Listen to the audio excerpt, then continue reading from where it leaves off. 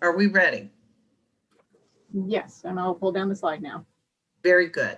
Good morning, and I call to order the Kansas Corporation Commission work study session for Tuesday, January 5th. Our topic today is regulatory trends in EV adoption, and I am joined by fellow commissioners Dwight Keene and Commissioner Andrew French. We also have with us our two presenters, David Farnsworth and Camille Kadosh. And I just want to share with you how excited I am that we are finally getting this tutorial. I felt, and I believe the other commissioners did as well, that this was something we needed to self-educate on. And it's my understanding too that we have a number of staff with us. And so I appreciate you taking the time and appearing before us. So without any further ado, I believe I am turning this over to, raise your hand, David Farnsworth. Thank you very much. You're welcome. Thank you. I'm going to try to share my screen now. And we've been spending a lot of time on Zoom, so hopefully this will work. Are you able to see just the front slide? Yes. That's great. Well, thank you. Good morning, commissioners. It's a pleasure to be able to share some time with you all and discuss trends in electric transportation. My name is Dave Farnsworth. I've been the Regulatory Assistance Project since about 2008. And before that, I was a hearing officer and a staff attorney at the Vermont Public Service Board, more recently named the Utility Commission in Vermont. And I did that for about 12 years. I'm joined today by my colleague, Camille Kadosh, who will introduce herself in a sec. But I just wanted to say that this Zoom virtual meeting is a really good opportunity for us to have a conversation. We've prepared slides and we're happy to go through our slides, but we encourage you to stop us for any clarifications, any questions. Let's have a conversation and make the most use of this time, make it most useful to you all. So Camille. All right, thanks, Dave. I'm likewise excited to speak with you. I'm a fellow Midwesterner. I'm in Wisconsin, and so it's great to have a meeting on Central Time. I've worked on a number of issues at RAP. I'm an associate. I'm also our general counsel. I've worked on energy efficiency, beneficial electrification, PBR issues in the 10 years that I've been at RAP. And most recently, I've focused on EV legislative trends. So I'll talk about the legislative angle quite a bit as we proceed through our slides. Dave, do you want to show this topic slide? So we thought we would give a brief overview of beneficial electrification generally, not just EVs. We'll talk about electrification trends and policy drivers and the unique opportunity that we have with EVs and electrification generally to talk about flexibility and the importance of managing that EV load. We'll touch on rate design and highlight some opportunities that we see for Kansas based on where you're situated with a number of things, and then proceed with concluding thoughts. So we talk about beneficial electrification.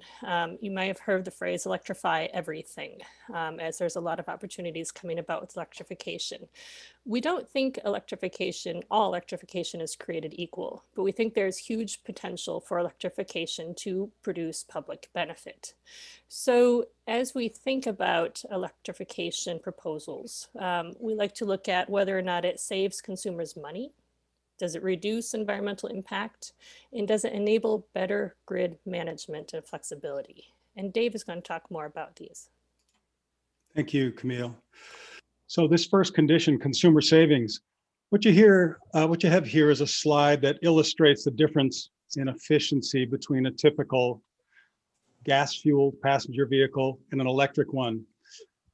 2015 Accord. So the models are a bit out of date, but the general idea still holds. And I think most folks are familiar with this. When you use the same amount of energy found in a gallon of gas, that's 120 megajoules. That's new vocabulary for me over the last couple of years. An electric vehicle can still go about 3 to 4 times farther than a gas vehicle. So that Honda Accord gets 25, 30, 35 miles per gallon, while the Nissan Leaf will do well over 100 miles with the same amount of energy. That efficiency translates into consumer savings. The second condition, in addition to the environmental effects of a more efficient vehicle that I just described, there are questions of the environmental effects of the fuel, the electricity that the vehicle uses. Generally speaking, across the US, the power sector has gotten far less carbon intensive over the last several decades. This trend is illustrated here in a couple of pie charts that depict the Mid-Continent ISO's generation portfolio from 2005 to 2016. As you can see, coal has been significantly displaced by natural gas and renewables. And this trend we're seeing to varying degrees across all the lower 48 states.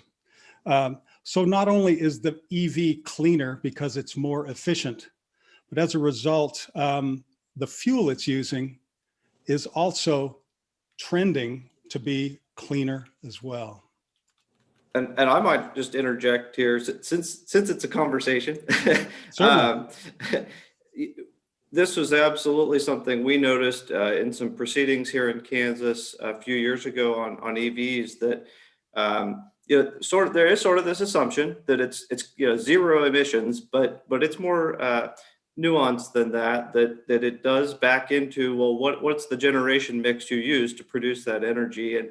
And I think at the time in Kansas, for that particular utility, I think the calculation was that an EV was really the equivalent of a car that was maybe 32 miles per gallon. So not good, but not great.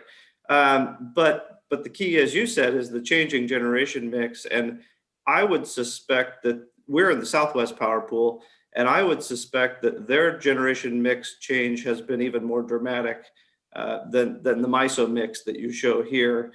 I've seen quite a few of similar graphs. I think this is probably a capacity comparison rather than an energy comparison. I can't quite tell, but in either sense, it's pretty dramatic in Southwest Power Pool. And so even though at one point in time, perhaps it didn't look particularly clean to drive an electric vehicle that was powered primarily by coal in Kansas, that is changing quite a lot, especially if you're charging it at night when the wind is blowing quite a lot in Kansas. So just a couple quick comments there that this is a great slide, and I think it tells a story for us. Thank you, Commissioner French.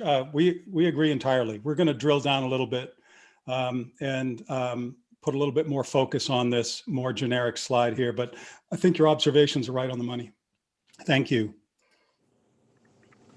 There's a third condition that we associate with beneficial electrification. In other words, electrifying in the public good.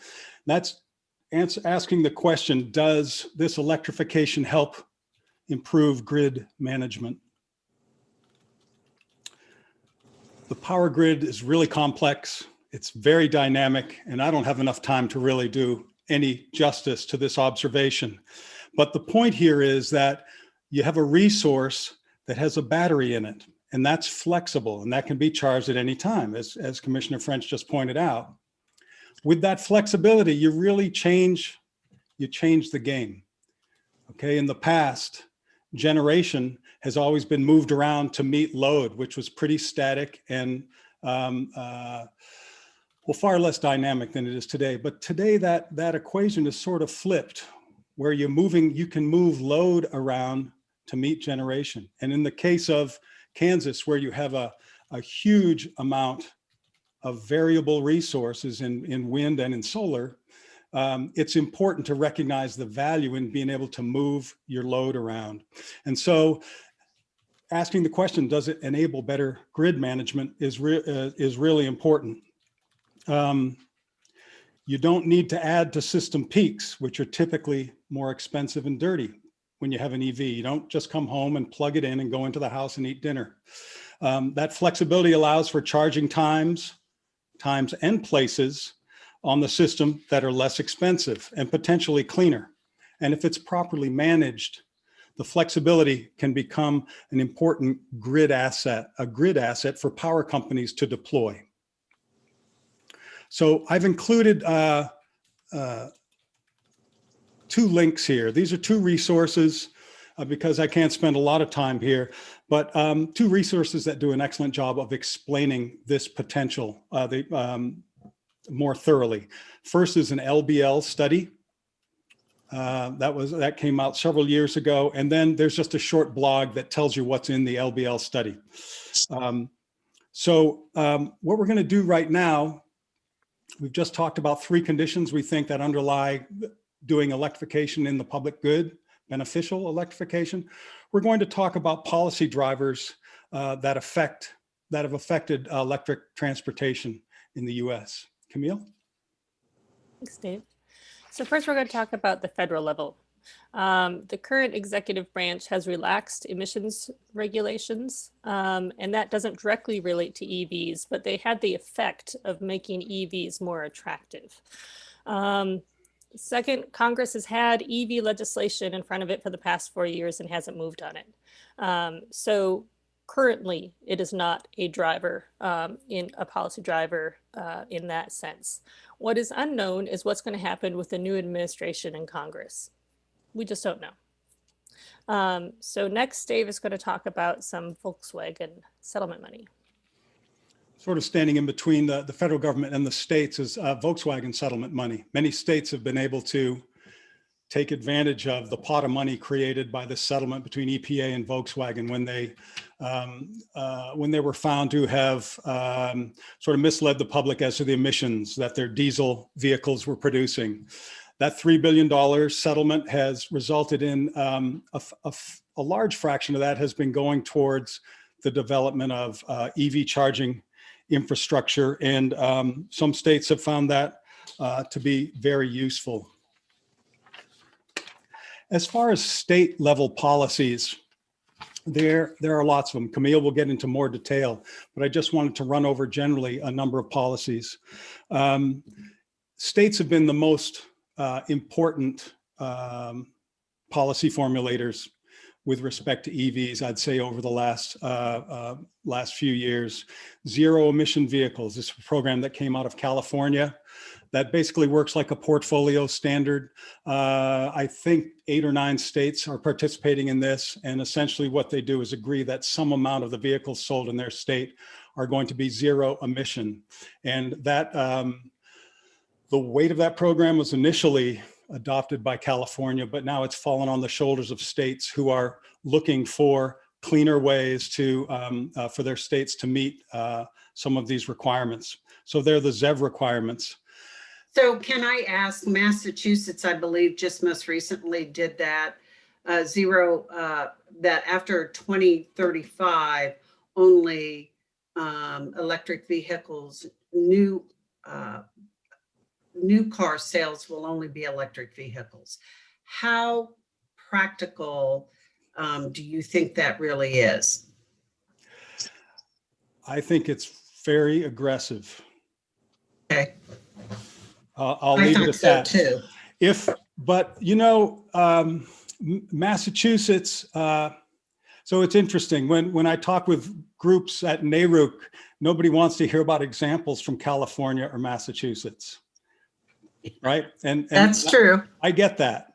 You know, it's annoying to some, but on the other hand, they tend to be just the quickest kids in the class, so to speak. All right. So Massachusetts, in the context of energy efficiency, for instance, states were saying we can get 1% of sales, we get 1.5% or 2%.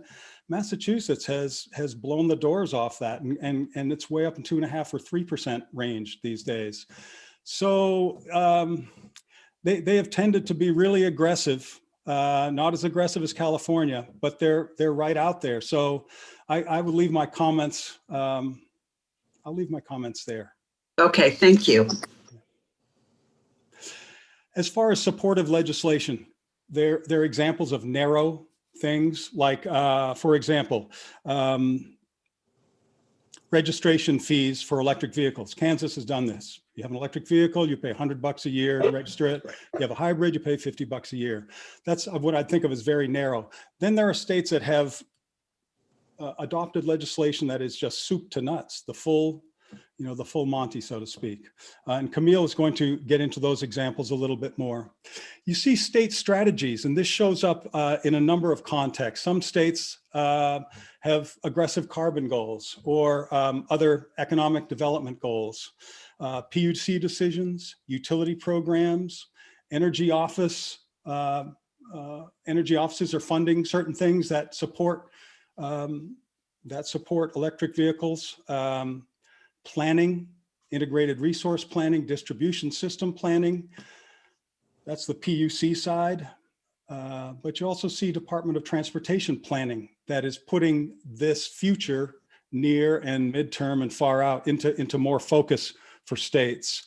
And there are also states that are allowing for adoption of tariffs. For instance, you all several years ago, I read one of your orders where you weren't really interested in everything that KCP&L brought, but the tariff that they set out was supported in an agreement among parties. And so you have all sorts of different things happening at different parts of across the states. There was a regulator in New Hampshire asked me, how do I Google this? And it's impossible to Google because there are just so many different names and different things. The monopoly pieces are being moved along the board in all sorts of different contexts. These are some of the examples. I'll finally leave you with a couple examples of regional agreements. The northeastern states have been participating in something called the Regional Greenhouse Gas Initiative, which is electric sector cap and trade program for carbon. Well, they've adopted and supported a similar sort of program for carbon emissions associated with transportation fuels. 10 or 12 states, roughly, Washington, DC, support this. 4 recently in December have signed on to an MOU to start undertaking these efforts. There's another organization, they're called NESCOM. That's the Northeastern States Coordinated Air Use Management District. It's a loose affiliation of air directors from the Northeastern states. And they've just entered, 15 states have entered into an MOU that looks at collaboratively advancing the market for electric, medium, and heavy duty vehicles. So they haven't set a goal, but they've agreed to sit down and work with each other. And that's just another example of planning, but it's an interstate example. Let me ask you here. I mean, this whole slide is about policies we can look toward to promote EV adoption and getting it off the ground. Do you think we're still at a place where we need something like the monopoly utility involvement to get EV adoption off the ground and to get electrification going? Or do you think we're at a place where perhaps a deregulated approach, it could still get off the ground even in a deregulated environment? Yeah, that's a really important question. Thank you for asking that. So this is something that California faced. California was engaged in this back in 2011. They started thinking about electric vehicles and doing things. They had big plans, big goals, lots of money, and some big IOUs that were willing to do things. But what they started out with in 2011 and 12 was a position that we don't want investor-owned utilities owning this stuff. We don't want them investing in this stuff. So you think, well, this is California. Everybody's all about their vehicles. It's the car state. But basically, nothing much happened for several years. And so the legislature got involved and said, let the utilities make these investments and recover them from ratepayers. PUC, you figure out how to do that best. And they develop a bunch of different approaches. 3 big IOUs took different approaches to ownership, for example, different approaches to putting out rebates, and they continue to develop those programs. But California asked itself that question and said, no, this should be a competitive market, and nothing happened. And that was California. So that's a long way to respond to you. But I think it's important to keep all your options open. But let me ask you, in Evergy and Ameren have formed an agreement between the 2 IOUs to develop, I believe it's a 6-state EV system, which includes not Kansas, but Missouri, and then I guess up through the more MISO let's see, Missouri, Illinois, and wherever else Ameren goes. But and have been very aggressive in pursuing that. So what prohibits, did they do that just on their own? I mean, I'm assuming, did they get it blessed by the PUC or what, David? No, I don't know the precise answer. Typically, what's happened around the US in the last 6 or 8 years, that utilities come in with proposals, or utilities work on proposals and then circle back to the utility commission and say, we want to include this in rates and we want your permission to get rate recovery. And that's when the state regulators are engaged. I don't know about this particular effort by Ameren and across its territory or with its neighboring utilities. I have talked with Ameren before, and they've been working in a stepwise fashion in Missouri, trying to figure out rate designs. In other words, how to manage this charging in a way that's responsible, where the consumer can get some lower cost fuel, where the company can make some money, and actually where they can avoid emissions. They've developed a pilot that's kind of keeping track of those marginal emissions associated with charging. So I'm familiar with a little bit of what Ameren's done in Missouri, but this larger effort sounds like it's going to need to be brought by each utility commission. You all have experience in allocating costs and understanding how much of your utility is, how much they're serving your state versus other states, that kind of thing. That's as much as I know about that. Okay. David, What I was going to say is, I was in Grinnell, Iowa this weekend, and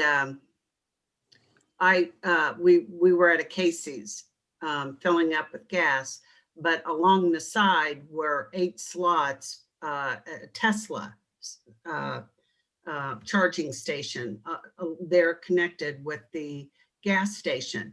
And this is the 4th time I've seen Casey's, and there's another company with them on the side. Well, we just got a new gas station built on a major street in Topeka.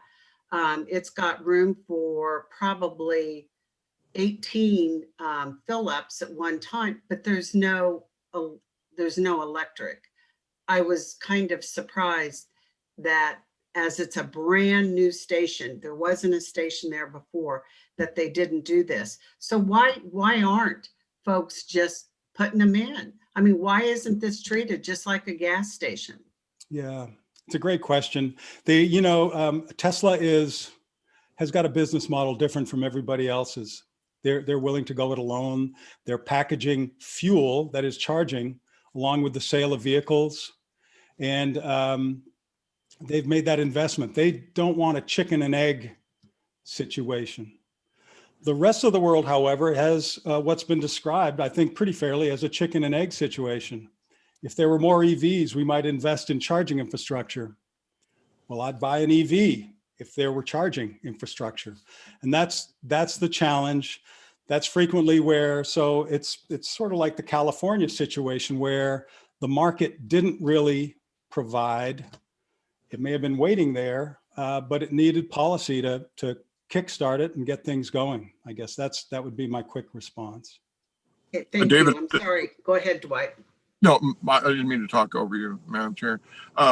David, before I'm summoned to a dental procedure, let me put in, at least in my way, a really fine point on, I think, the last two questions asked of you, one by Commissioner French and the other by Chair Duffy.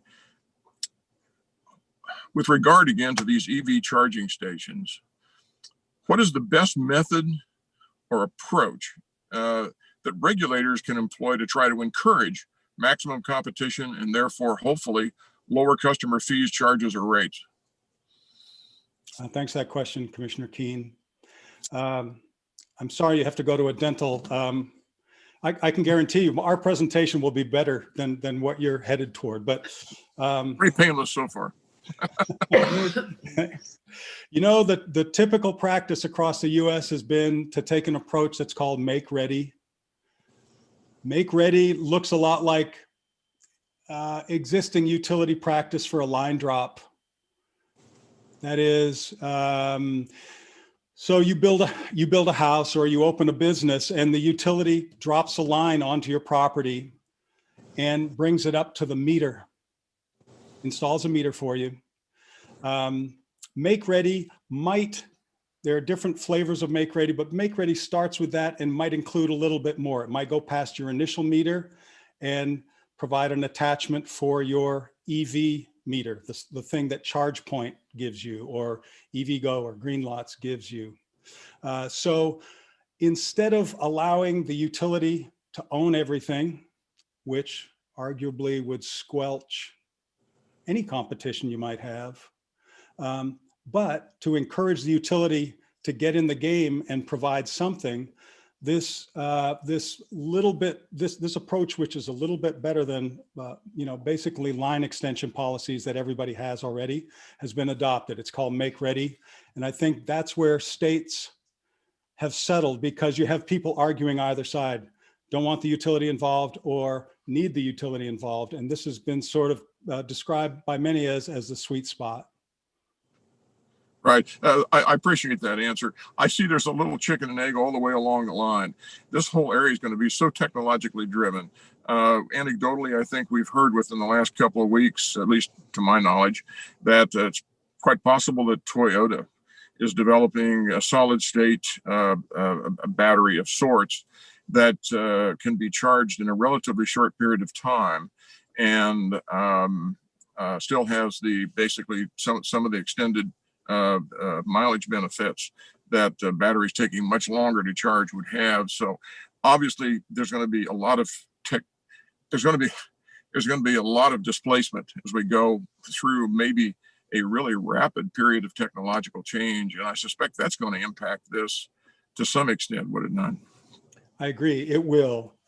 This raises the issue of what's called interoperability, and interoperability is a nice way of saying the lack of interoperability. In other words, if company A comes in and sets up a bunch of charging stations, and those stations are interoperable with other companies, then if company A goes bankrupt, then somebody else can come in and buy those and they continue to be used. If they're not interoperable, that is, some software is just special to that company, for example. If they're not interoperable and that company goes bankrupt, then maybe the utility money that's gone into supporting the development of that network ends up being wasted. So the technological advances that you're talking about are really important. And one way to help future-proof those investments is to make sure that these things are interoperable. We can do it with ATMs. Remember, when you first got your ATM card, you could only use your bank, but after a while, you can walk into a bank in Hong Kong, you can walk into a store in New Orleans, Louisiana, and use your ATM card, and they're interoperable. And that's sort of, that's really important to make sure that the technology doesn't get ahead of you, especially if you all are approving proposals to use public money to help support these efforts. It strikes me that some of these technologies could be so disruptive in relatively short periods of time. There are a lot of technology changes going on. I agree with that observation. Thank you for your answer. You're welcome. Camille, I think, Camille, we're going to slide 10 and it's back to you. Thank you. So this will get to some of the questions that you've asked here as well, covering some recent state EV legislation that has happened. And we've broken this into 4 buckets. And there's interplay among the buckets here. Planning types of provisions, incentives, financial or non-financial, removing barriers. This includes some interoperability provisions that Dave just talked about, and really empowering PUCs. And I want to emphasize that this varies across states, depending on whether or not the regulatory agencies feel they have sufficient empowerment to do some of these things without legislative authority. Or in some cases, the regulatory agencies have said, look, this is a little bit broader than our authority. Legislature, we need some legislative grant of power to do these things. So some of these things that I'm covering here in legislation have been done at the regulatory level. So the first we're talking about planning, which has including goals, specific goals for a number of EVs, penetrations of EV charging stations, and then also talking about EV infrastructure, how that is done, planned, built. And that can be either driven by state agencies or some states. So state agencies like Florida, they said, hey, Department of Transportation, this is your issue. Bring us a plan. Other states have said, utilities, bring us a plan for how to electrify transportation. And I want to emphasize, you had a question here about to what degree is utility involved. Some of this legislation that has said utilities bring us a plan has said you must consider third-party providers where it is more cost effective or more able to be in place. So just because some of this legislation has said utilities, it's your purview to bring us the plan, it does not preclude third-party provision. And some states have taken explicit care to make sure that that is allowed and available there as well. Talking about building out EV infrastructure, again, some states have said utilities, this is your job. In New Jersey, or they're talking about an essential charging network. Not everything that's going to happen in the future, just the essentials to start with, to make sure that we get enough of a robust plan so people don't have this chicken and egg issue of whether or not they should get an EV or not. Washington State said, okay, we're not entirely certain we want utilities to do this. We'd entertain it, but state agencies, we want you to look at public-private partnerships for EV infrastructure as a way to provide for that EV planning as well. I just want to emphasize incentives. You have incentives in Kansas, and 45 states have EV-specific incentives. They're either financial or non-financial. In some states, given the level of cars on the road, it's an incentive to allow EVs to have access to HOV lanes, parking, etc. Incentives are no longer just focused on lowering the individual purchase price for EVs. So that is a huge incentive to do for individual light duty. They're also focused now on making sure that low and medium income people are able to buy these vehicles as well. There's incentives that are focused on medium and heavy duty vehicles. And also incentives have also increasingly focused on workplace charging grants to try to encourage that as well. There's a lot of action on removing barriers. And a lot of this, one of these key crucial steps is on interoperability. This is making sure that when you drive up to an EV, you can charge with any form of payment method.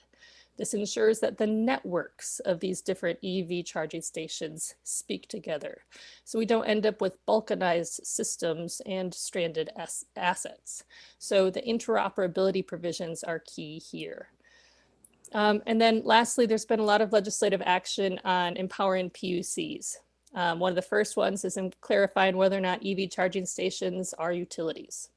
And to date, all of these decisions have said that they are not. And many do this by clarifying what the definition is of a utility. Authorize utilities to provide EVSE. And as Dave talked about, there's actually kind of a gradation for how much utility involvement is allowed in states. There's up to the make ready, there's managing the EV load, and then there's allowing the utilities to own and operate as well. And we're seeing more and more legislation which allows utility involvement. Colorado, New Jersey, Florida, and more states are saying, you know what, utilities are well positioned to do this. Caveat being to the degree that they require third-party provision in certain instances. And then we also see sometimes legislatively authorization or requirement of time of use rates, recognizing how important this is for EVs. Again, there's a lot of states where this is well within the purview of utility commissions.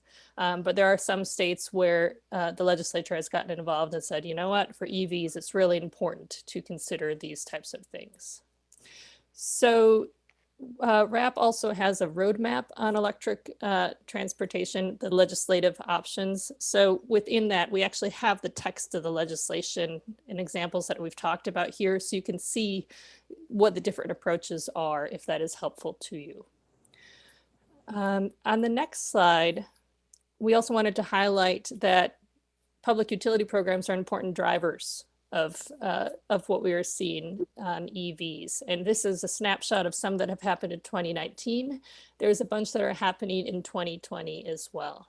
But just to note that legislatively, utility programs, this is gathering momentum. We're seeing more and more 2018, 2019, and I anticipate 2020 would be a banner year as well for action on these areas.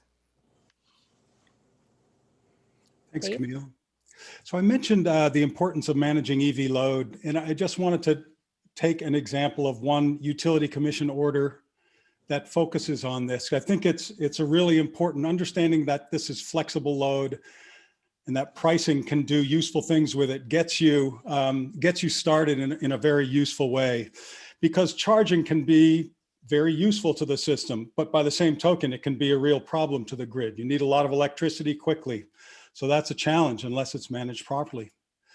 If I could jump in, this may be what you're going to talk about, but on that last slide, that's a good slide to me, because the questions I really have are, you know, I certainly understand the opportunity we have with EV adoption, but I have these questions about, well, what are the right investments to make? Because you know, you saw that we considered a program, or not me, other commissioners considered a program in Kansas for a pretty large network of charging stations. And you know, to me, charging stations present this concern of that they sort of enable the peak use of the system that that maybe is not beneficial electrification.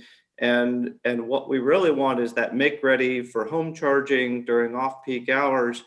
You know, but I struggle with it, because at the same time, I can recognize your argument that maybe people don't buy EVs until they see a network of charging stations. So I guess the question would be, do you really think a network of charging stations is essential investment just to get people to adopt?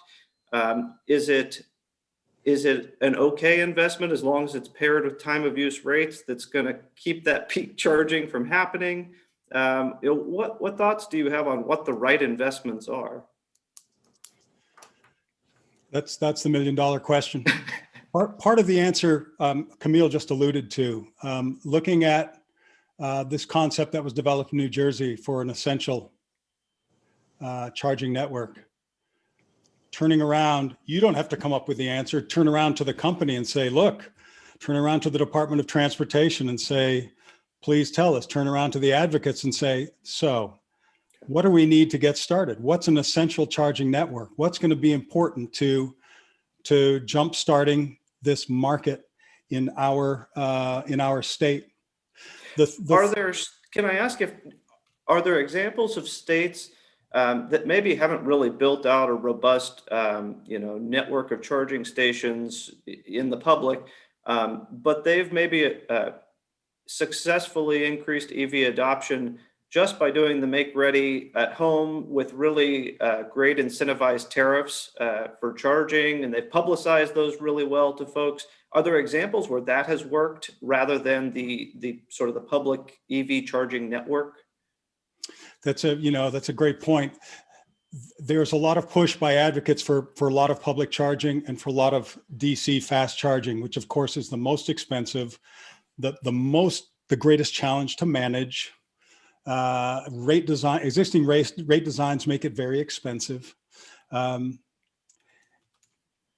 You're leaning towards, why don't we do things for residential charging where that can be managed, where you've got people making investments?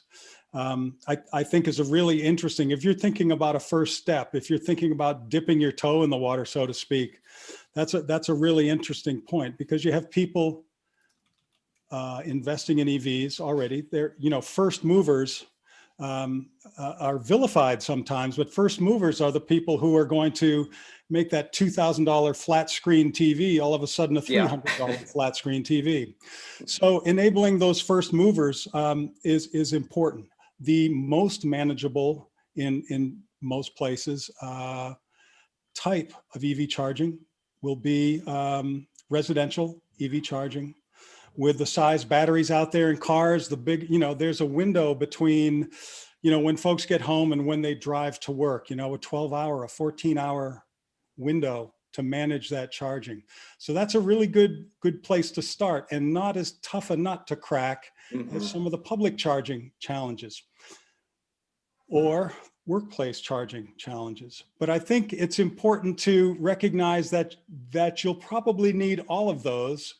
So I think it's important to keep an open mind as to how to move those types of charging ahead as well. That's the best example I can. That's the best sort of answer I can give to you. Can I just add, Commissioner French? I see your point. I would agree with you. Who's going to buy these cars that are $10,000 more brand new than a gas powered car? Folks who have the money. Most of those people have garages, right? So they're going to be able to spend the $850 or whatever it costs to get their garage hooked up so that they can pull in the garage and plug in and go in for the evening. And that will be Johnson County and places in other counties where there's high socioeconomic groups of people. I do believe workplaces will be relatively easy because we're already seeing them. I think you'll see stations accommodate folks who are touring across the country. As I stopped and talked to Tesla owners who had just come from St. Louis and were charging in Topeka, and I visited with them, and they were on their way back to Pennsylvania, and they knew every place they had to charge, and they had done this before. I think the challenge will be those folks living in apartments, those folks who are parking on the street because they don't have a garage or a driveway. Where are they going to charge up, and what will they be paying versus somebody who has the wherewithal to just get it at home? That's a really great point. That's a really great point. Yeah, but I think it starts with those people who can afford, and it becomes the more cool thing to do. I talked to a couple of folks who want to do it. They just aren't making the big SUV, like they haven't found one that will replace their Cadillac Escalade. And I wondered, okay, all right, they haven't found the right one. But I do think our wedge will be those folks who don't have access at home. Yeah, you'll get widespread EV adoption in Kansas when they can make the full ton Dodge Ram all electric. Being from Wisconsin, I understand that it's similar here. So I wanted to throw out a little bit of data here. There's a study from 2017, a little dated now, but reasons given for not considering buying or leasing an EV. And 48% was, I'm unable to charge away from home or don't have the home charging. And so there's some considerations here, removing barriers to that for, okay, what about those folks that don't have home charging? Some of that can be addressed through building codes, right? And those types of things for multi-unit families. But then still we have this off-street parking issue.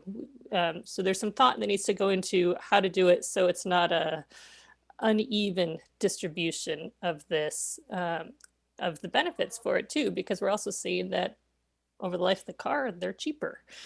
So how to make sure it's an even rollout for all segments of society so we don't have the haves and the have-nots is also something that all states are grappling with. So let me ask you, Camille, when you talk about the medium and heavy duty trucks, is this an area where because we're right in the middle of the country and folks are going north and south, east and west. And if we don't do some measure of adoption, are medium and heavy duty trucks already becoming like the thing to be doing? And should we also have, also along with our residents, but more the trucking industry, is that something we should be behind as a PUC, or should we really be looking to the federal government and the DOT to make sure that that infrastructure is being taken care of? Also $1 million question. There's a lot of these here, right? It's coming.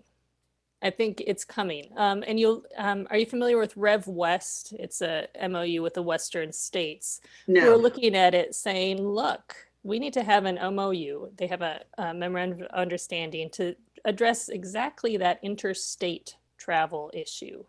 In Montana, they're saying, look, we don't have a ton of EVs, but we're darn sure knowing they're going to come from California across here for tourist issues and going to other places and trucking. So we need to ensure that there's level of charging station availability. That is absolutely, I think, something that states are talking about. $1 million question, will the federal government come up with the money to do this, to address it as we're looking at interstate travel? I don't know. What about FedEx or Amazon with their gazillion number of trucks that they had on the road through COVID? And I think it will continue as we're buying more and more online and not in the store itself. Is there a leader there in that pack? I know they are starting. I know they have invested in the trucks and are making noises about that. I don't have the data at my fingertips for how much. And again, here's also a chicken and egg issue, right? To put those trucks on the road, you need to ensure that you have those charging station availability, which is coming. It's coming. I know in Europe, we looked quite a bit at the delivery trucks, like the small delivery trucks, and they are doing those with home charging depots, and the time of use was really critical to their charging savings that they were able to achieve for those medium duty trucks for delivery services. And I know with buses, we were able to get a grant here in Topeka to purchase a couple. And I think the busing industry in like California, electric is the norm, and it's becoming so everywhere else. So that industry, I think, is on its own zenith and moving very aggressively forward. So yeah, it's amazing how that has just exploded. You know, the delivery truck question is, I think it's a really important one, because those will be big slugs of demand when they come along. Those will come in big chunks.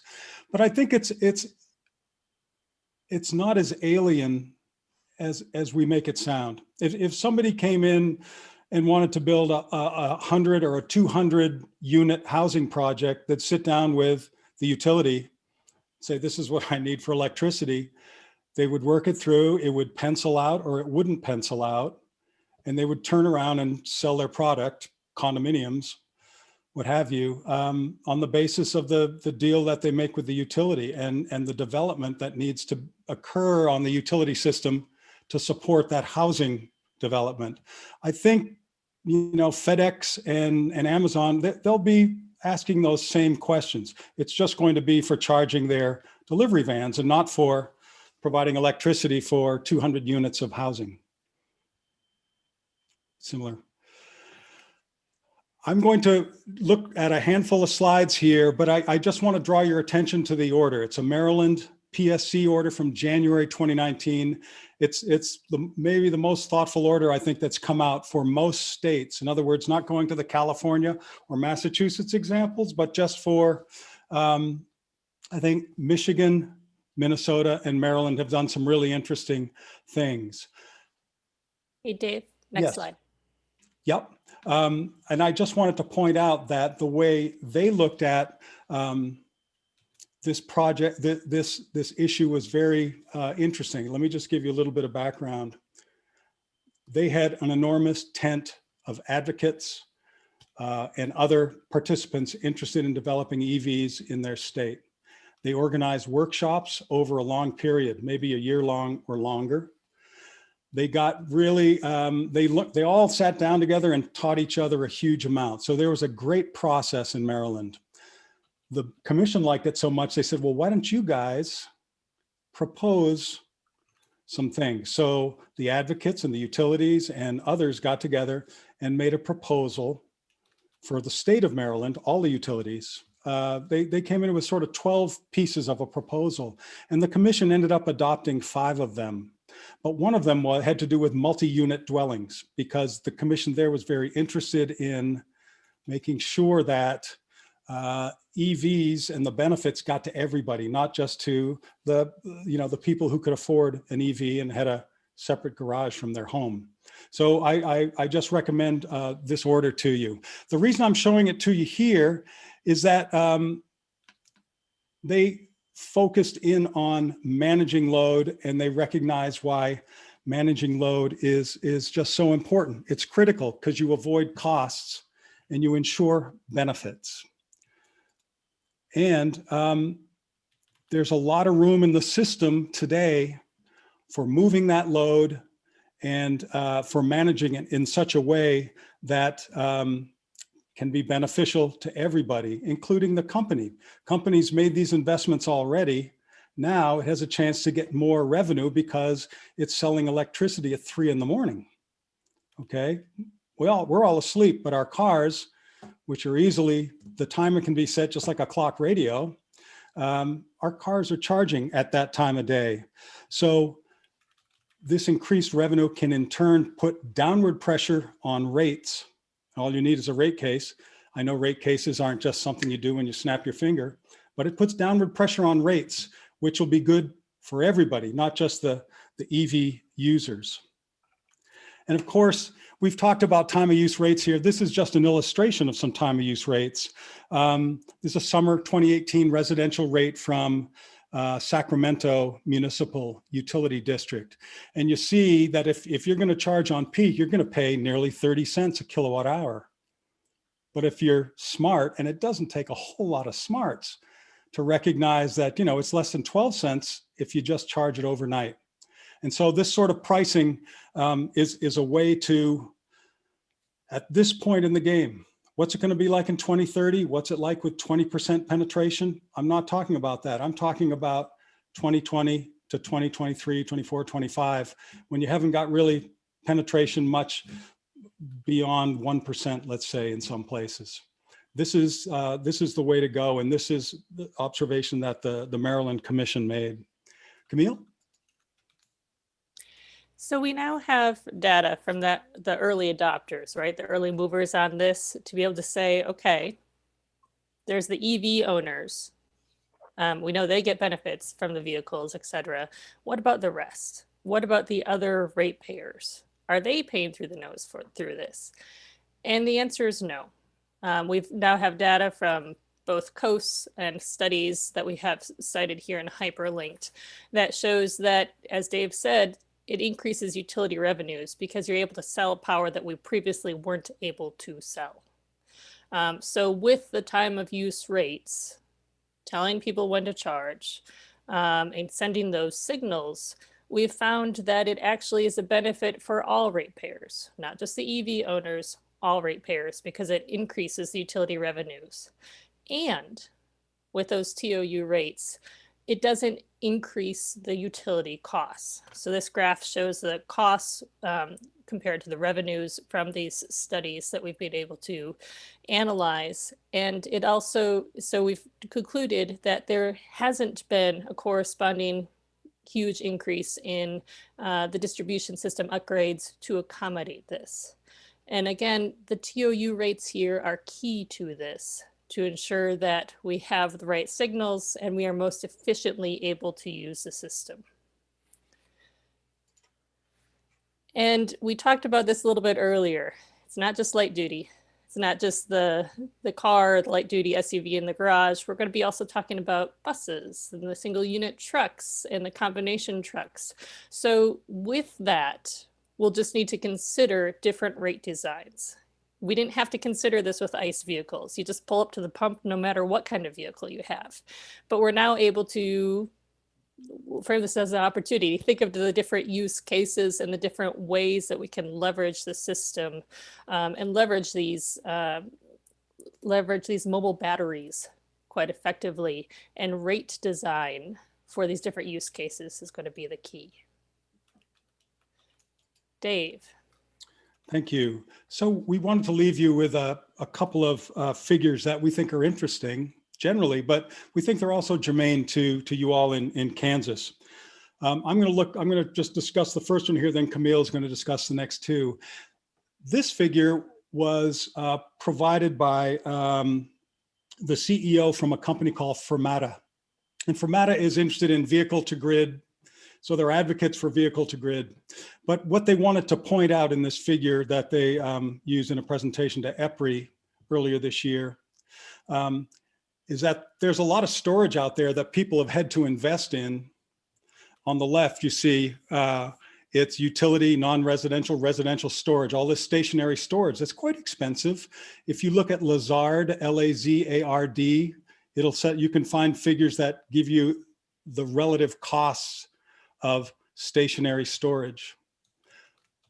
What Fermata wanted to point out was that on the right, you have more in the way of storage available just with all the Nissan Leafs rolling around on the road.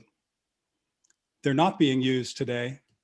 Nobody's taking advantage of them except in some pilot projects here and there for charging, and for vehicle to grid, of course, is discharging in a managed fashion.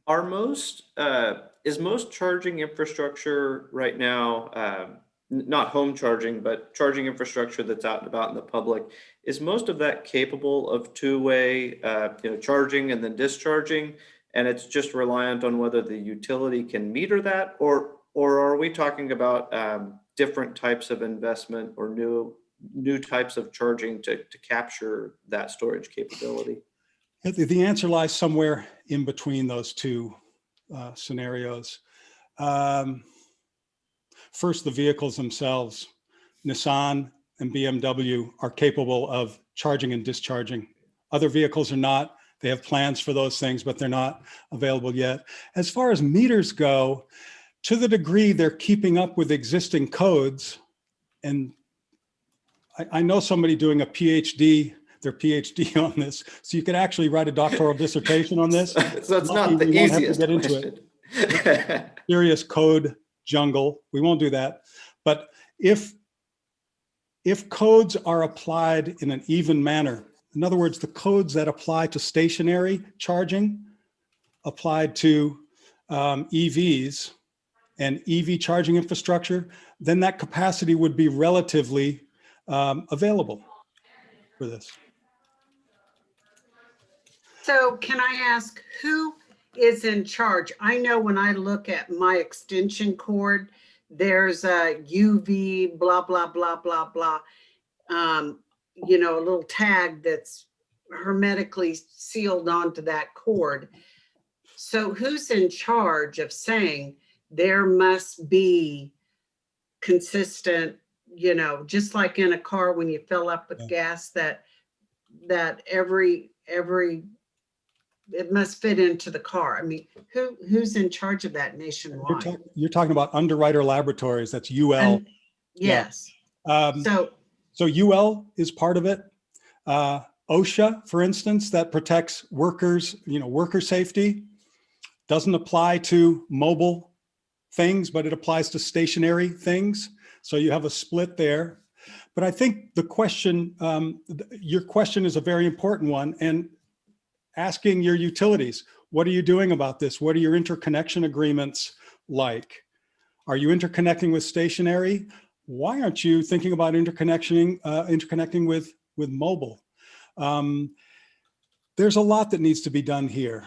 There's aggregation, right? It's one thing to be a big battery, just like being a big nuclear power plant. You can provide lots, and it's just sort of one item and one set of questions. We're talking about is distributed resources. So some states, Indiana, for instance, doesn't allow aggregation.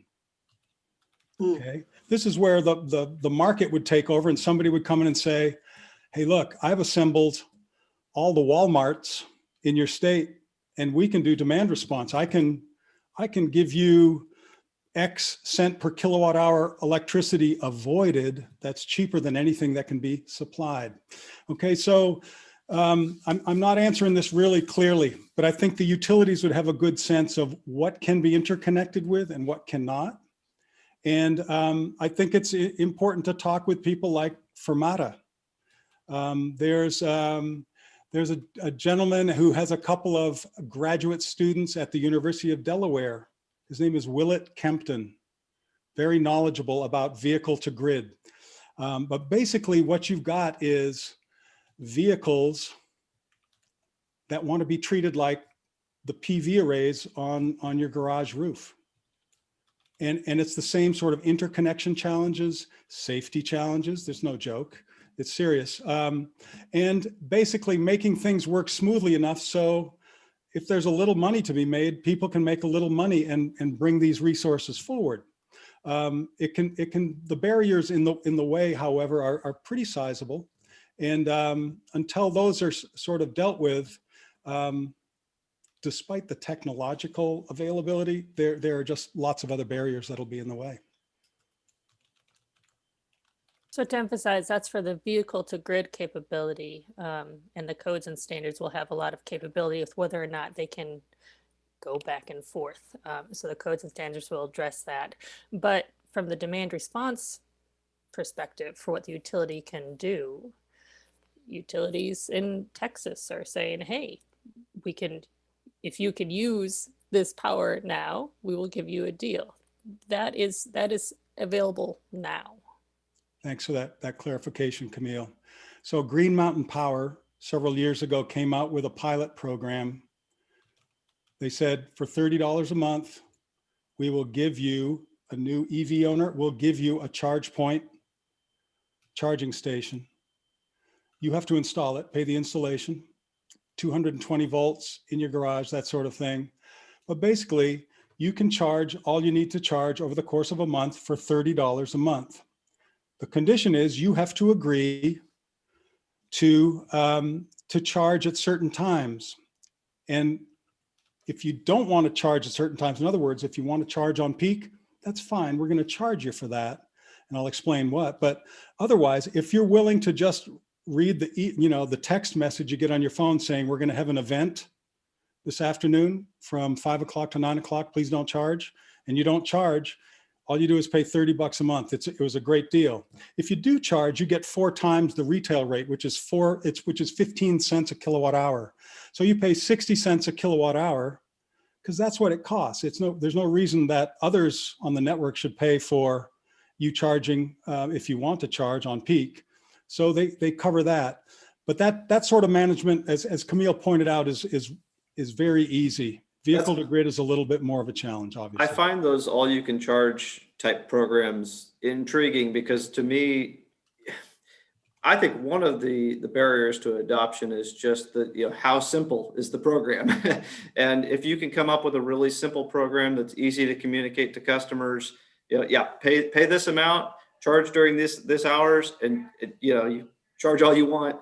To me, something like that makes a lot of sense to get people enthusiastic about it. So I agree with you. In this discussion we've had today, we've talked about the three major barriers: upfront costs, charging availability, and education. I think of marketing as education, and you're right. Cell phone companies figured it out, and it's sort of the same thing. Anyway, Camille, you're next here. Well, just one final point on that. The cars you're able to set the car for when it can charge, or set the things for the car. So like the phones make it really easy, right? The cars do as well. So this isn't something where you have to have an in-home display that coordinates everything. The cars have it. So that makes it easier in similar ways to how phones our phones that we use so much can now do it so easily as well too. So next two slides are probably very familiar to you and I'm probably preaching to the choir. You've got a lot of wind, and this is a huge opportunity to use EVs. It increased to 41% of generation, and coal fell to 33% in 2019. This is, going back to that MISO slide that we were talking about earlier and how things have changed so drastically. This is huge. And this is an opportunity for EVs. And the next slide also shows that even though it's not quite as great as the wind, you also have solar. So this then makes this an economic argument, right? So how is the best, most effective way for all ratepayers to soak up and utilize existing cheap resources? And EVs are positioned as a way to be able to utilize that most effectively. So that it's as a whole, as you're looking at putting all these puzzle pieces together, this is a way to have the greatest public benefit to be able to use these low cost, abundant resources. Yeah. Next slide, Dave. Thank you. One final point here before we close. And that has to do with planning. Utility planning is really important in this context. The utility system doesn't, it's going to distinguish between charging a school bus and charging a Nissan Leaf, but it's overall, the utility system needs to figure out how best to accommodate these things. Integrated resource planning is obviously the way to go. I was looking over the London economics reports that were provided to your state that talked about integrated resource planning, and notice they connected it with acquisition of resources. That's a model that Colorado has adopted there, but it's really important. And it's not just planning for this is not just so what if we have 3% more load or something like that. It allows you to model really aggressive results and see what that does to your system, what that does to costs, as well as moderate or just light touches as far as growth on your system. So I think that's really important to remember that planning is going to be very important and almost a first step here for you. It exposes and brings into focus benefits, but challenges. We've talked about both here, hopefully in a balanced way. That'll become available to your state. It could give you a good sense of what costs are going to be when you start out in the medium term, et cetera.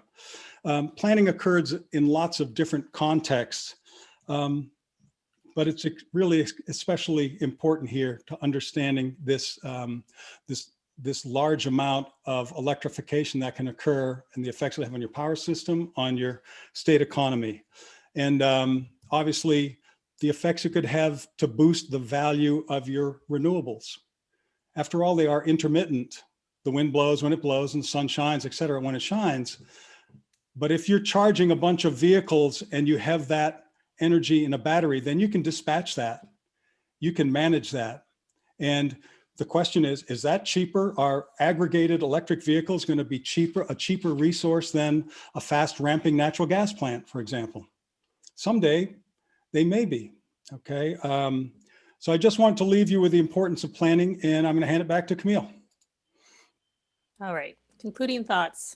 We've talked about this. We aren't sure what the feds are going to do, but there could be funding that becomes available depending on what happens. And our thought is that you guys are really well positioned to embrace the opportunities of EVs, perhaps funnel some federal money as well, but you have abundant intermittent natural resources that you can use here. And you also have the ability to, through rate design and other programs, demand response, energy efficiency, to manage that EV load and to send those signals so that you can utilize this effectively. And as Dave said, you also have the IRP set up, and that's going to help you to best identify those benefits and have the utilities identify those benefits, do the legwork there, figure out the best way to secure those benefits and how to prudently pay for them, regardless of if it's utility, ownership or not. You have the mechanisms, the tools in hand to be able to do this really well.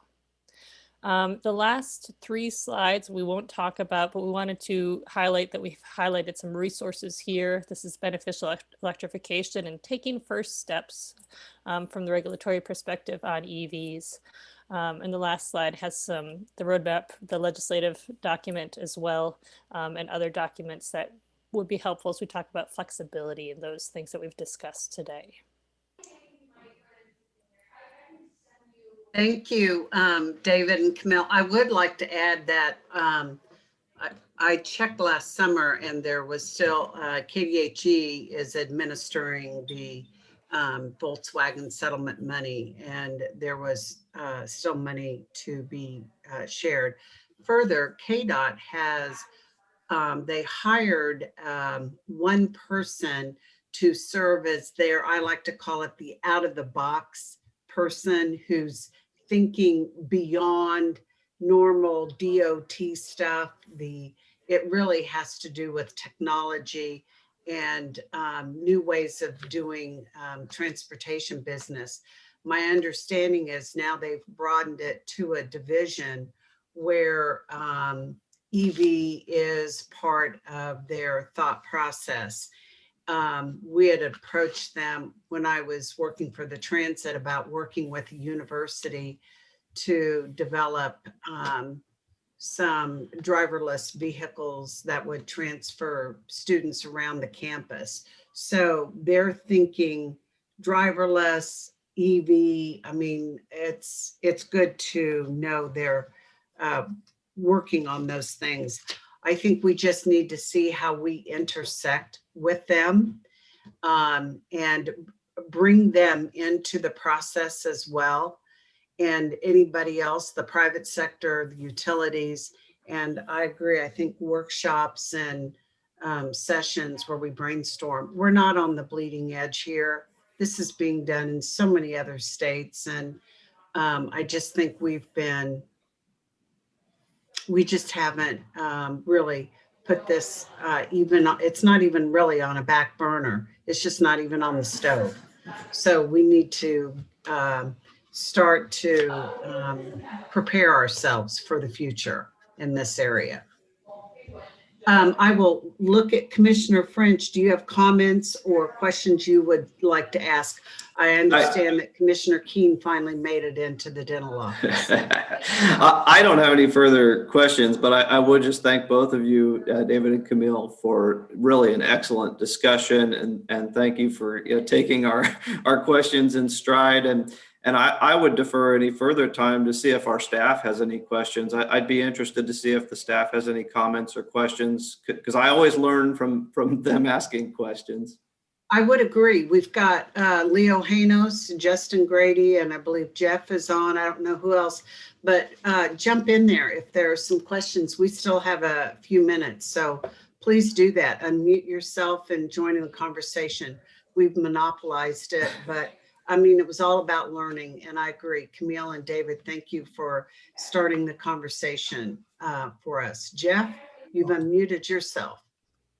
Yes, David and Camille, thank you so much for the presentation today. It's been very informative. And I just have one question. It kind of goes back to the chicken and egg discussion. You know, as a regulator, it's hard to recommend to commissions or commissioners rate-basing EV charging when it's sort of a build it and they will come, the EV cars will come situation, particularly when the utilities are under fire for high rates. But it's much easier when the cars are coming and we now need to plan and execute on EV charging stations and rates and all of the other items you've talked about today. So my question is, do you have any insight into where EV vehicles are going? Over the last year, it seems as if all the major manufacturers have announced electric vehicles. To Commissioner French's comment earlier, the F-150 is coming, an electric vehicle. I believe GM's working on a pickup. Those are all popular vehicles.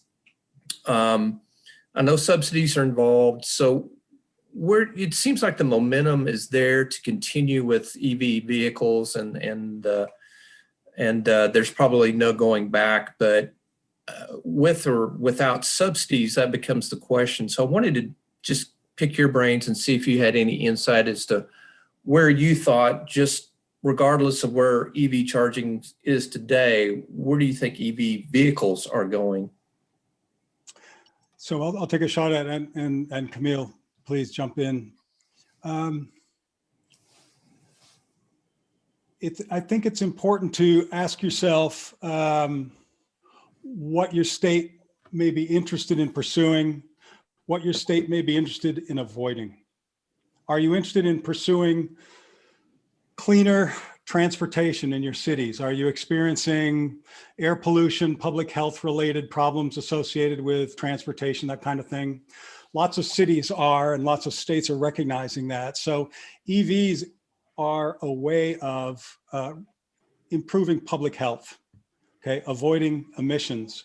Are you interested in making sure that, well, if federal carbon regulation comes along, what's that going to mean for your state? Could EVs help you there? So that's just sort of a broad observation. What sort of things do we think might be out there? It's kind of a risk awareness kind of regulation view of the world. What are we at risk for? Okay, what do we want to stop doing? What do we want to maybe start doing because it'll be useful to us in the future? So that's one way of looking at it. Some states have decided that they would pursue pilots for electric vehicles, for instance, to learn about load shapes associated with rate designs. And they start small, they dip their toe in the water and they do pilots. And the benefit, so that gets them over the problem that you had the rate making challenge of, well, if it's not used and useful, how can we justify it, right? The point here is, well, we want to learn something. This may be a useful policy in the future. EVs may be a real cheap way to provide ancillary services that we're paying a lot for now. And can we avoid a new natural gas pipeline if we start using these sort of things for ancillary services? I'm just tossing that out there as a possibility. So those are some of the considerations I would think of when I'm asking myself, where are EVs going? Because if it's a chicken and egg problem, which it is, you're going to say, man, I don't see any chickens yet, or I don't see any eggs yet, but or that's just California and Massachusetts, and you'd be correct. So I think asking yourself, what sort of risk awareness kind of questions can we ask, and can EVs potentially help us, and can we spend a little bit of money on them to learn some of this stuff without breaking the bank, because we're not sure about spending a lot of money on this. I was trying to pull up here and was not successful. We have some numbers for EV projections in Texas, right? This isn't California, not New Jersey, Texas. And they're really anticipating being an EV hub, and for that to be really taking off. And they're taking advantage of some air quality concerns as well, with really encouraging that via incentives, et cetera. But they are concerned and looking at what's this projection going to be? And it's a big projection for Texas. I would reiterate what Dave said about pilots. You know, it's a good way to figure out what the demand is, what to do some learning in a way that is not totally buying into a whole program. That's a good way to start. But I will point out that in Europe, which really committed to having an EV market, not having it done through nation states. They really wanted to have a robust electric vehicle market. And they're now considering some things that are kind of essentially provider of last resort type things, where the utility or the state will step in to set up charging stations where they are not existing in areas that they should. Part of this is to ensure that rural areas have EVs, or areas that are not otherwise market worthy, perhaps more low income areas, to ensure that charging is equal across the state, across the nation state. So they're considering those types of things, similar to how we've considered telephone in the past and how that has rolled out. So those are just some different considerations there. So from a electric vehicle sales perspective, just from the major manufacturers are now producing a lot more EV vehicles. Do you see that trajectory continuing, and how important are subsidies to that projection?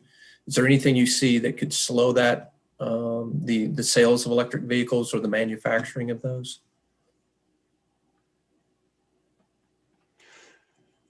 I can make some observations. You know,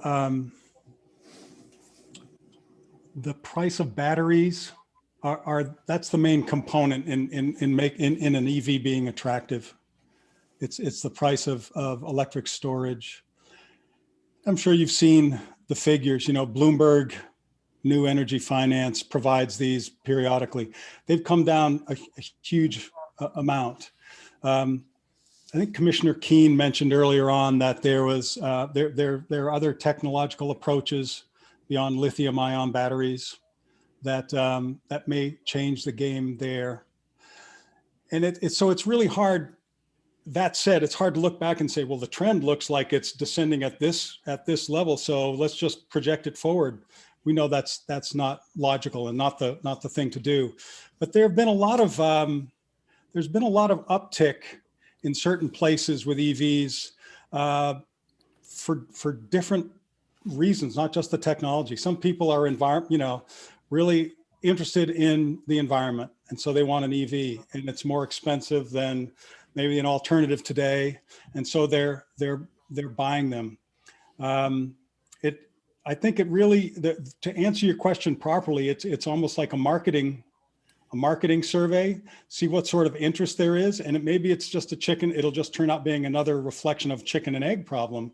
But I think when you look at an investment in an EV over 8 years, 6 or 8 years, people save money. And it's not like NRDC and Sierra Club are the only ones saying this. There was a recent publication, consumer unions put out, the consumer reports. And I think of them as a fairly conservative sort of analysis. And they're just banging the pots and pans about the lifetime savings for fuel, for an EV, the avoided operations and maintenance costs for an EV. And so there are lots of really attractive facets, but it comes down to those three barriers that I mentioned before, which is upfront costs. You know, it's just going to cost. And frankly, I think I was 53 years old when I bought my first new car. I drive used cars. I've forever driven, you know, I drive beaters into the ground, right?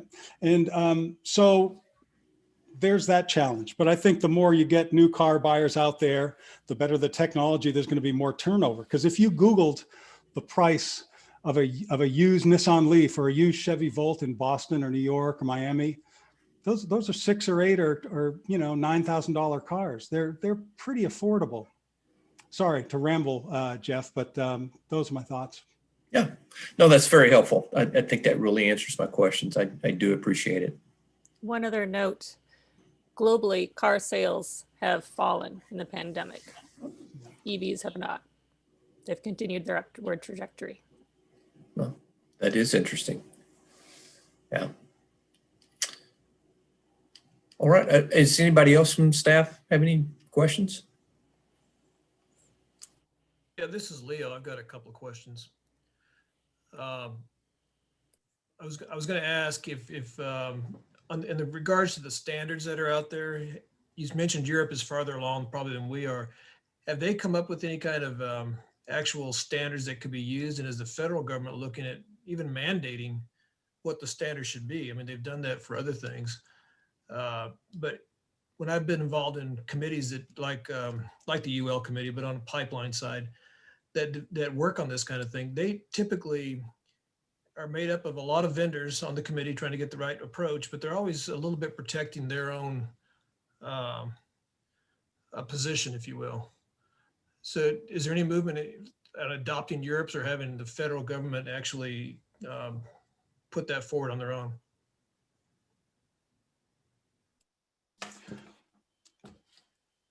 I don't know.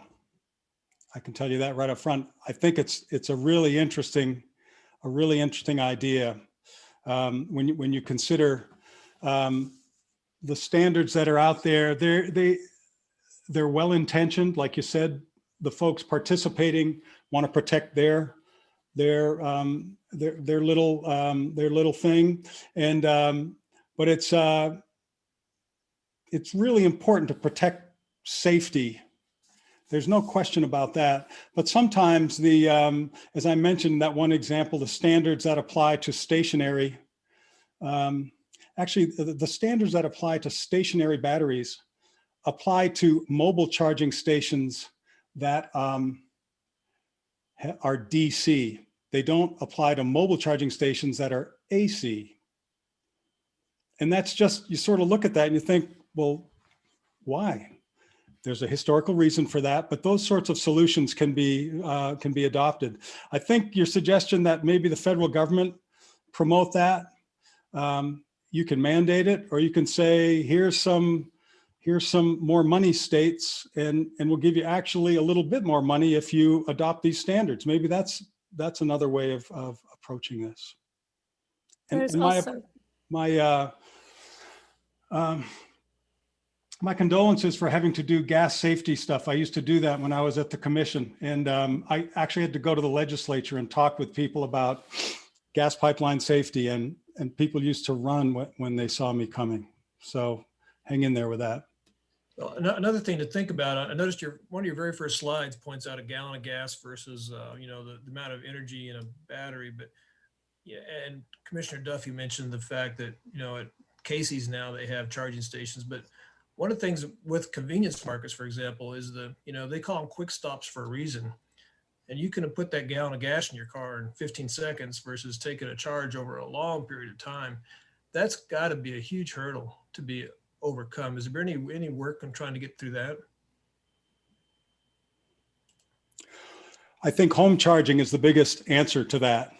And I think we've talked about this and try to solve it more quickly out on the networks, charging networks.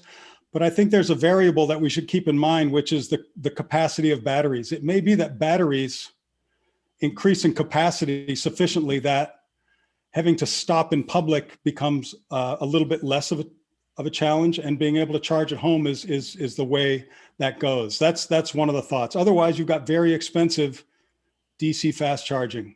and all the efforts that states are undertaking to devise friendlier rate designs to accommodate the very challenge that you described, the people interested in getting things charged up immediately. So the issue here is we are still thinking in the gas station mentality, right? We don't have gas stations at home with an ICE vehicle. We do with an EV. So a large part of the gas station effect will be changed because you have the home or off-street or renter charging available.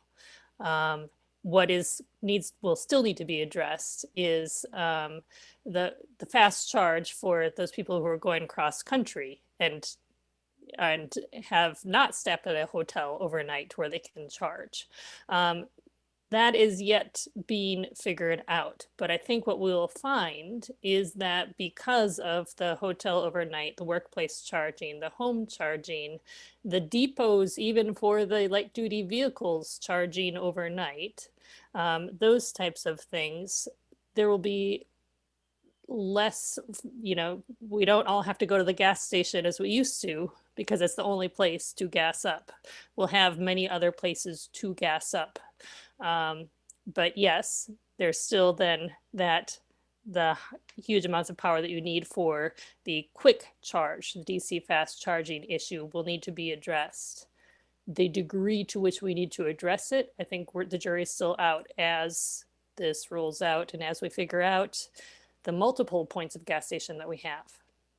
I think your example is really interesting. It's just going to be a mindset change, to me. I guess the analogy I use is my cell phone. I mean, I think most people charge your cell phone overnight while you're sleeping.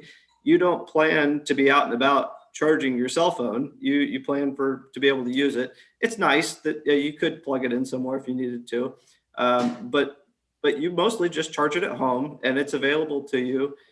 Yes, when you travel, you need to be able to plug it in at the airport or the motel. And so you need some infrastructure for that.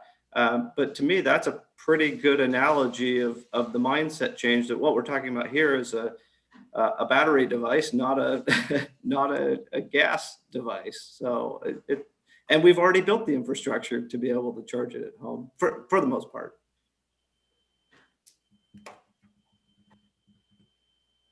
Is there any work being done on, we mentioned the trucks and buses being used where you have more routine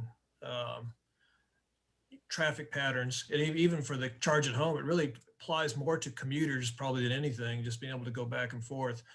But you mentioned you're from Wisconsin. Kansas is a very rural state. All the Midwest here is rural, has a lot of ag influence in it. Is there any effort or initiatives being out there for expanding into electrified ag equipment? I know in Europe they do have some ag tractors, if you call them that actually run completely remote during doing routine tasks. Is there anybody work in America doing that? I have seen only the pictures, right? I think it's coming. We have Dairyland Cooperative is here in Wisconsin, and they're focusing on other electrified uses, right? So there's the water heaters, there's the heat pumps, there's the EVs, and the EVs will grow to include farming equipment, we're sure. But they're kind of thinking of electrification as a whole, and utilizing those resources quite effectively for their co-op members as they think of electrification as a whole. I'm assuming, a farming state like others, that there's going to be, as advancements happen here, that would be a huge advancement as well to electrify those uses.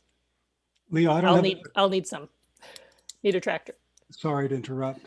I don't have a direct answer to you, but I know that there's a fair bit of activity in seaports with drayage equipment. In other words, equipment that's used to on and offload ships, forklifts, that kind of stuff. So I would imagine those manufacturers might be the ones who would be naturally closest to the sort of market you're talking about.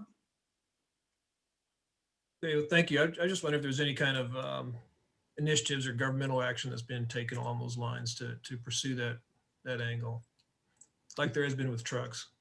I think it's a really important point. Certainly, just folks, Vermont is also very rural. And I think about the folks driving beat up F-150s to work and how much they're paying for their fuel.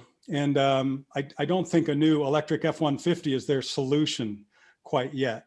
So finding a solution, because they're paying way more to transport themselves to get to work than all the rest of us. And I think it's an important challenge. I agree with you. Thanks for bringing that up.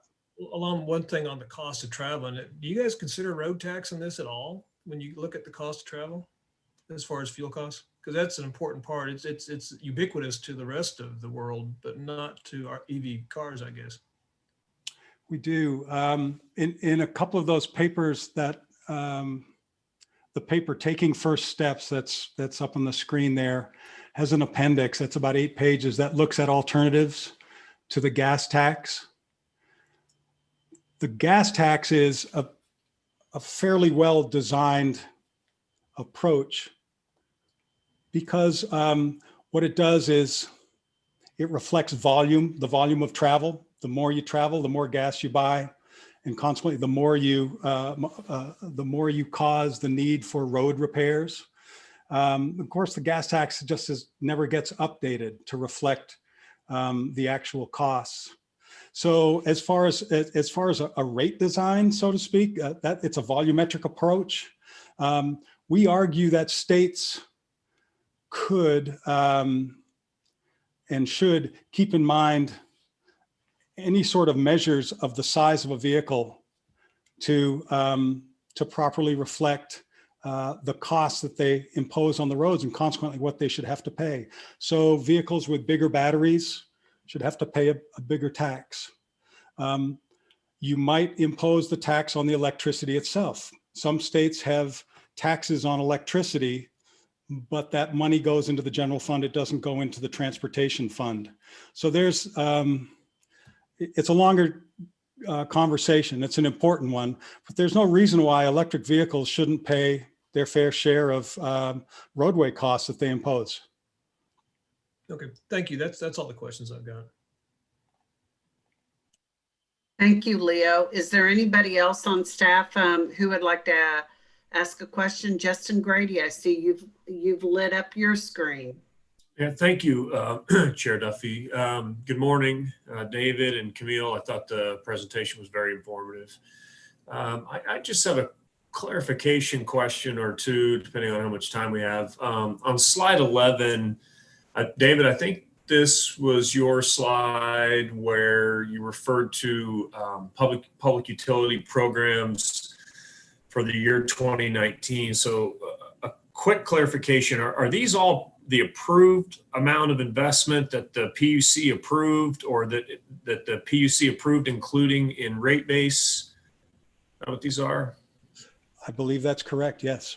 Okay, thanks. And so I guess what I'm curious about is the other side of the coin that I heard you refer to some this morning of the make ready approach.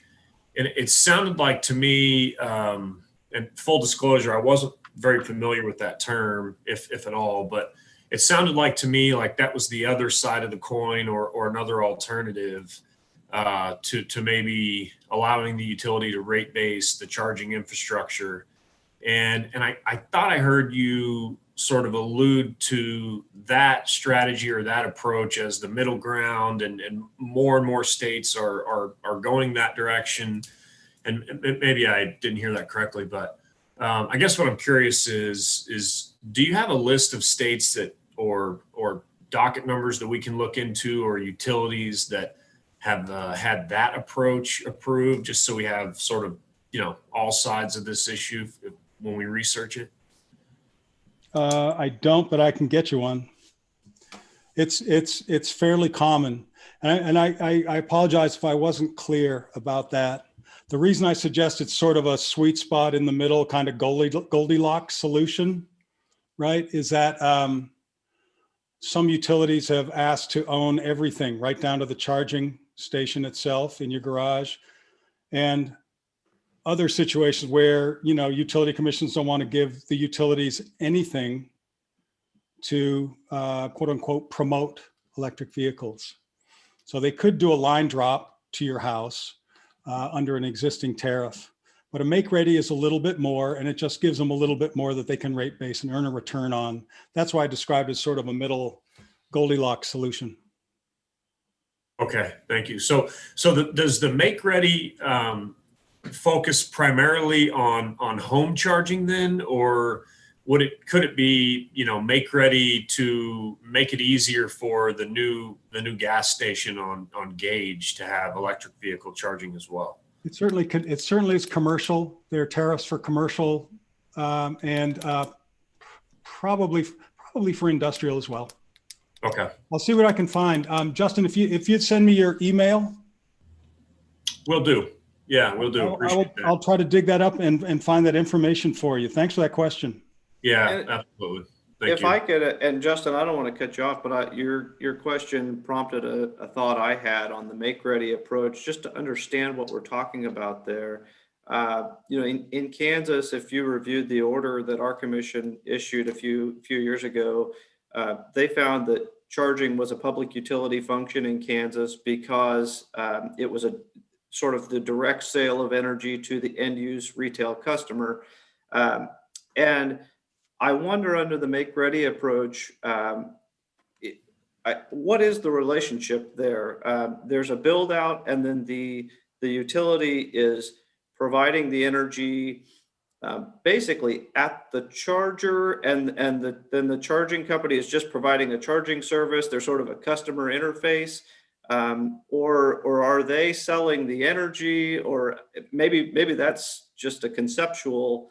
But what are the delineations in that sort of approach? I wish I had a figure. We've had in the past a couple of figures that help you explain this. Dave, What I'll do is, pull it up. You talk and I'll pull it up. okay, great. Thank you. So the utility is selling electricity, and you may have a charge point charger at your establishment or in your garage.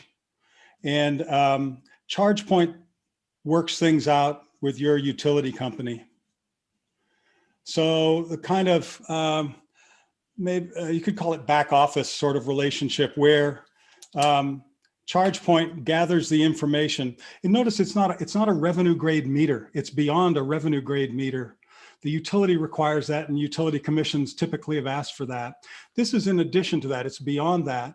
But utility EV charging customers are okay with what ChargePoint tells them they charge at. And so ChargePoint turns around to, in my case, Green Mountain Power, and says that, you know, Farnsworth charged X hours this month, and he charged at these times. That's what's really important to GMP, because if they have just a $30 a month, all you can eat kind of thing, they don't really worry about how much I charge, unless, of course, it looks on the paper like I've got people lined up at my garage charging for free, right? Theoretically, of course, that's possible. Nobody's doing that to my knowledge, but so they share that information with GMP, and GMP simply bills me for my $30 a month, subject to the caveats that I mentioned, which are I didn't charge during the peak time when they notified me of it, or I did. And so it would be subject to those variations. In my case,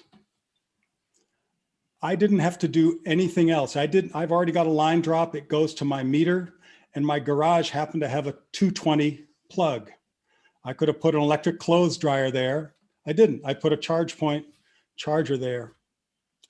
Now, if you back up and just think about a typical line drop that a utility is authorized to do under tariffs, it provides a certain line to a house unless it's really long, in which case they'll charge you more according to a formula, and they'll provide that connection to the house and to the meter, up to the meter, and those costs are socialized across the utility. They're allocated across and everybody pays for that sort of build out. I think that's pretty typical across the country.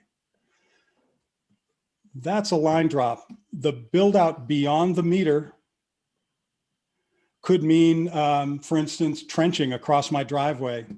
It could mean putting down some additional infrastructure to make sure that the line that goes under my driveway is safe. And by the time it gets to my garage, it's, you know, there's just extra work and extra costs. Those are the sort of things that would be included in Make Ready to attach an EV charger to my, you know, to hook me up with an EV charger. That's helpful. You know, that's kind of how it works. I apologize. Oh, Camille, were you able to find a? Yeah, can you make me presenter? I knew you were going to ask that. Or do we need to do that? I'm not sure. Whoever is currently sharing their screen will need to drop it. And you can do it, Camille. Yeah.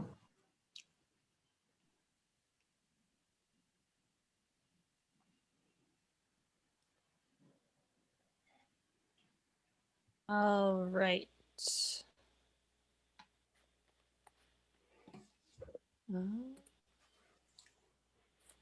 Do you see that on the screen? Yes.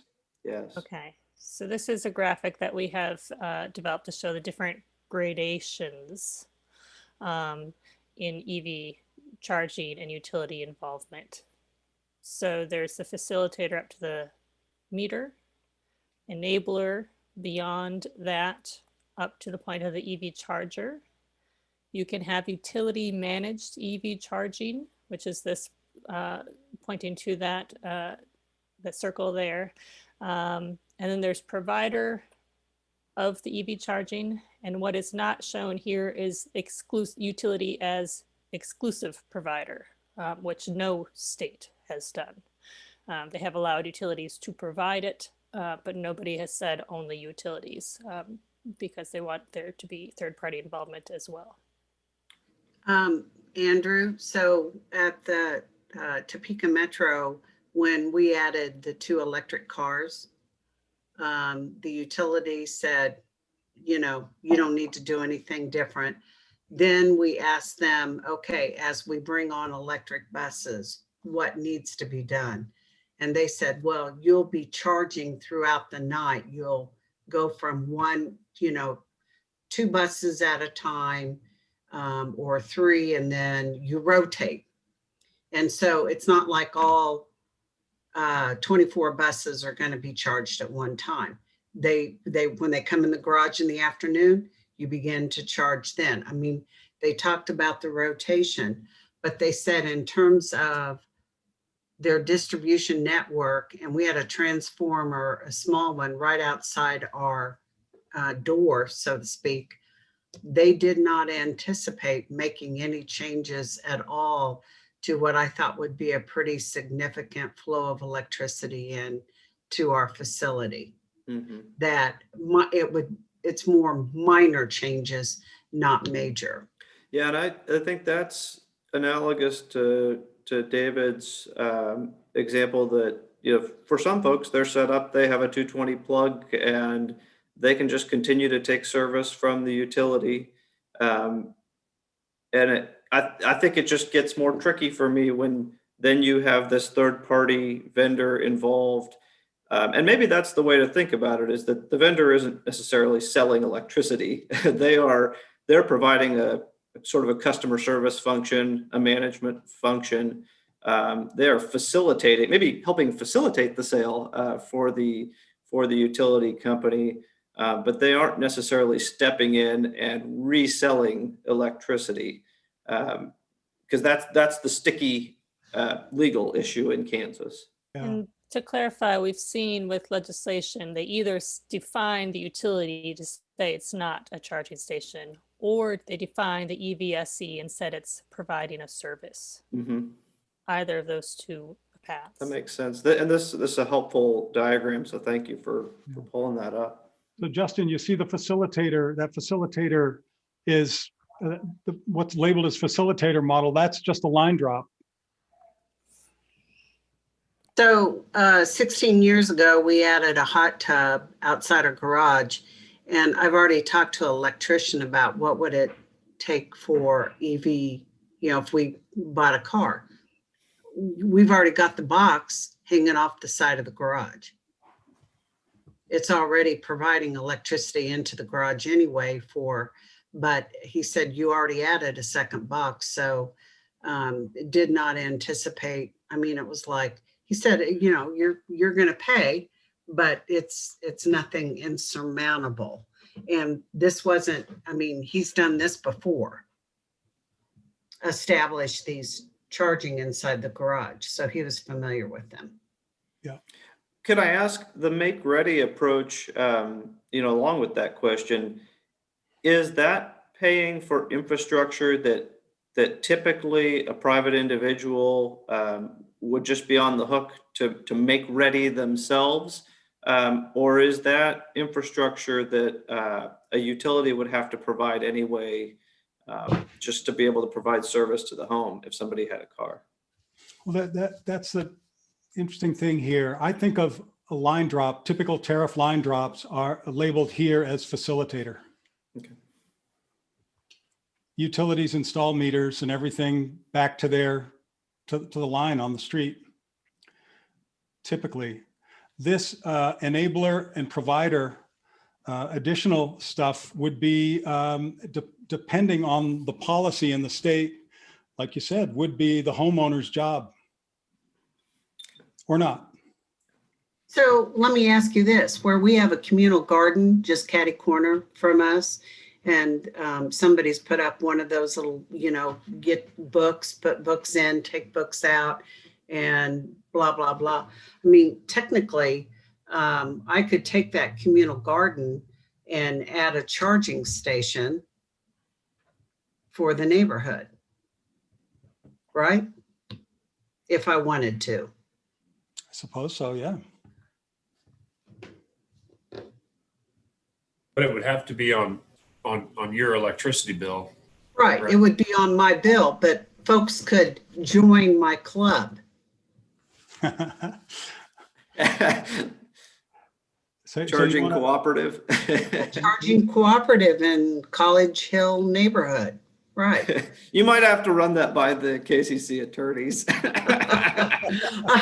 You get your tomatoes and your zucchini and yeah, there we go. I was gonna say, you might as well have a package deal, add some tomatoes and a book club in there too. There we go. Get your book club book.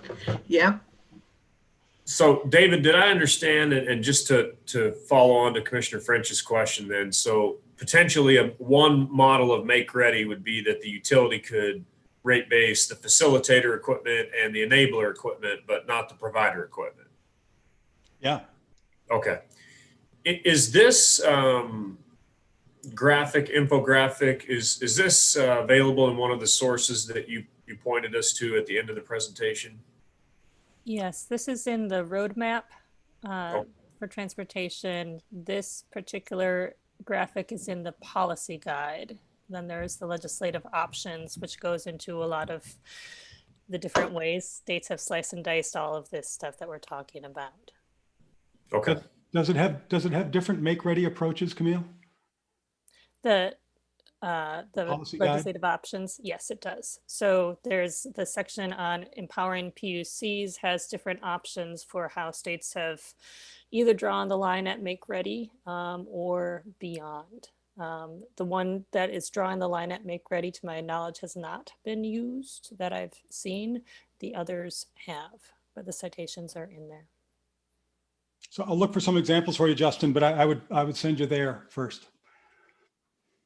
Okay. Yep. No, I appreciate it. Thanks. I mean, you guys have provided a lot of resources. So, I just have one more really, really quick question. This is a clarification on slide 15. And I thought it was a great representation of time of use charging for EVs, but I wasn't quite sure what the 10.16 cents per kWh, the sort of the smaller print, what's that refer to? Oh gosh. For all use for electric vehicle owners. Yeah, so is that all other use? Is that an alternative to the time of use rates, which would be you just pay a flat rate of 10.16 cents? I'm just trying to understand how that fits into the rest of the graphic. I don't know the answer to that. I'll find out. Okay. Okay. Well, sorry to be so difficult, but Man, thank you're you. so difficult. Yeah. That's a good question. Thanks. I actually have never even noticed that until now. Well, I'm an auditor, so I try my best, but it's hard to hold it back. So Oh, Thank- that's good. Thank you. thanks again for the time. If you have other questions, please feel free to email us. Yeah. We're happy to. We will. dive into this. I'm assuming that everybody's gone on to mute. And boy, howdy, we have used our time and then some. But David and Camille, thank you. I mean, this is starting I think our deep dive into this subject matter. And it's something that I think we've appreciated everything you have shared with us and probably will continue to connect with you. If you find additional information, please feel free to send it to Jeff or Justin, and because the discussion is important to us and we try not to live in a silo, but sometimes the press of today's business is before us. So we really do would appreciate that. With that, we've gone way beyond our time. I'll just ask Commissioner French one more time. Do you have anything else? No, nothing further. Thank you so much for the extra time you gave us. Oh, it's a pleasure. Pleasure talking with you all. Please follow up with any questions you may have. We're available to do just this. So let us know if you have questions. Thank you very much. We appreciate you and hope that you all stay well and stay safe. Camille, I got a real quick question. You're in Wisconsin. Are you near Lake Michigan? I'm not. I am smack in the center of the hand. Okay. All right. I'm Okay. smack in the center. Okay. I wondered if they were doing offshore wind in Lake Michigan. I've never heard the lakes mentioned. I've got a daughter in Sheboygan. She just moved there. She said she had no idea. So I didn't know whether the lakes were considered part of the offshore wind because I've never heard it discussed. I don't know that I have either. I will Okay. check on that. All right. I would appreciate that. Thank you. All right. Again, thank you all. I appreciate your time. Stay well. Thank you. Thank you, Michelle. Bye now. Bye. Bye-bye. Thank you.